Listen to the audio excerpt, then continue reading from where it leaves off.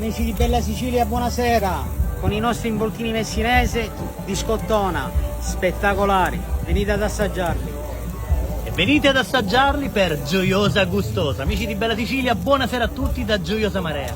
La grande kermesse del gusto vi aspetta fino a domenica. Domenica. Abbiamo pure di pesce. Già l'abbiamo. Pure di pesce! Quante meraviglie questa sera, buonasera! Involtini di pesce, spada. E allora ci presenta anche quest'altra specialità del mare?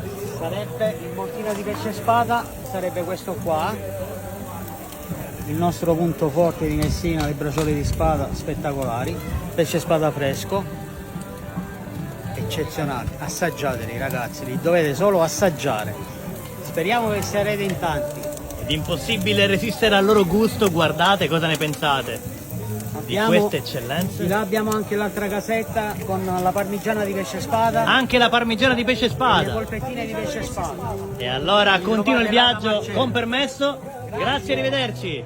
E continua il viaggio a Gioiosa Marea per Gioiosa Gustosa. Un viaggio tra le eccellenze, tra le specialità, tra le sorprese che ci aspettano. Buonasera. Buonasera a tutti. Presentateci la vostra specialità. Certo, stasera proponiamo panino con polpetti di pesce spada, con cipolla caramellata, oppure chi non gradisce la cipolla caramellata possiamo servirlo con le polpette calde e un po' di salsa pomodoro fresco, oppure facciamo anche il panino con la parmigiana di pesce spada, come da vecchia tradizione, quindi ricetta della nonna, che non si sbaglia mai.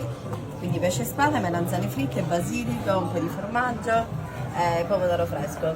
Bisogna allora Vi aspettiamo. assolutamente venire a Gioiosa Gustosa Certo. fino a domenica a gustare tutto questo. Vi aspettiamo. Complimenti, grazie. Ciao, buona serata. Grazie, arrivederci. Arrivederci. Amici di Bella Sicilia, i video continuano al tramonto qui a Gioiosa Gustosa. La serata è appena iniziata.